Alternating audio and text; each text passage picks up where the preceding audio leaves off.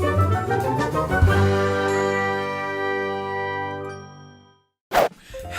and welcome to another Naughty Egg Draw. I'm Jake, and today we're gonna be going ghost. That's right, we're gonna be drawing Danny Phantom today, but we're gonna be changing up the art style just a little bit. Now, the style of Danny Phantom is a classic and a huge part of my childhood, but I've always wondered what it would look like in a Tim Burton art style. But this should be a lot of fun, so let's enter the ghost zone. So with Danny Phantom being one of my favorite shows growing up, I wanted to really make sure I captured the Danny Phantom feel when I was doing this drawing. This can be hard sometimes when you're drawing something that already has a very iconic look, and you try to recreate that thing in another iconic style. One of my favorite styles to draw and admire is the very gothic expressionism style in which Tim Burton works. The style is very dark, but in the same way very playful, so I thought it would work really well with Danny Phantom, since the show deals with ghosts but in a very playful way.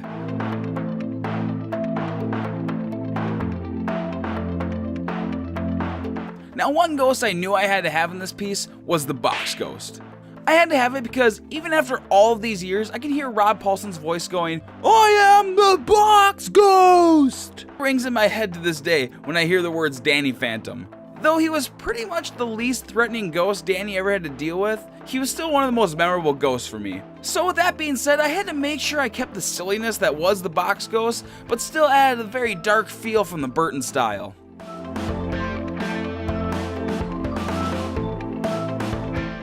Now, the last ghost I decided to put in here was Cujo.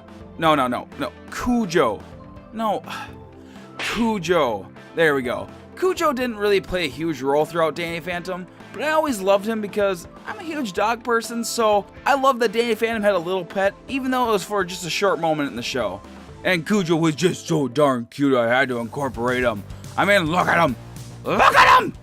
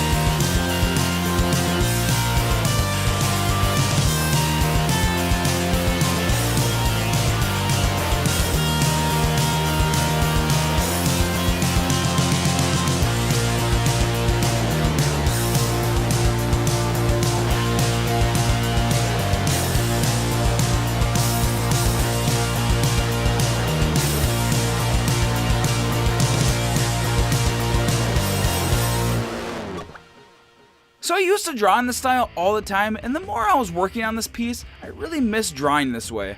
Now, if you're interested in learning how to draw things in this style, a big tip that I can give you when you're working with limbs, think tree branch.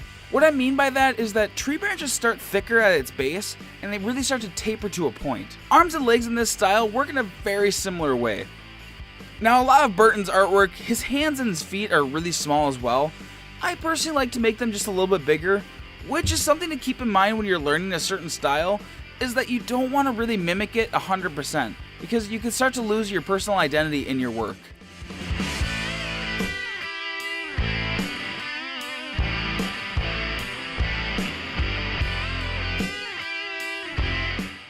So I'm sure you guys are wondering where the other really iconic characters are, like Walker, Ember, or Skulker, just to name a few. Well, if you guys want me to add any more characters to this drawing, you're going to have to let me know down below if you'd like to see a continuation of this piece, and what other Danny Phantom characters you'd like to see, because honestly, I would love to continue this piece. Well, I hope you guys all enjoyed this video because I had so much fun making this piece.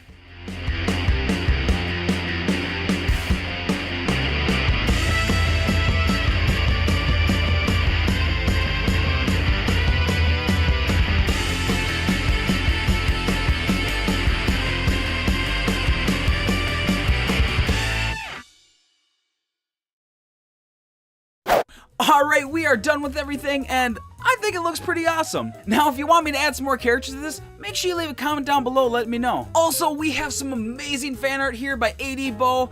I absolutely love the way this looks. Thank you so much for making it. It made my day when I saw it. And remember, if you want to have any of your art shown here at the end of these videos, make sure to follow me on Twitter at NaughtyEggD and use the hashtag NEFanArt. But anyways, thank you guys so much for watching this video till the end. If you haven't yet, make sure you smack that sub button, throw a like and a comment down below, and like always, keep drawing, and until next time, bye!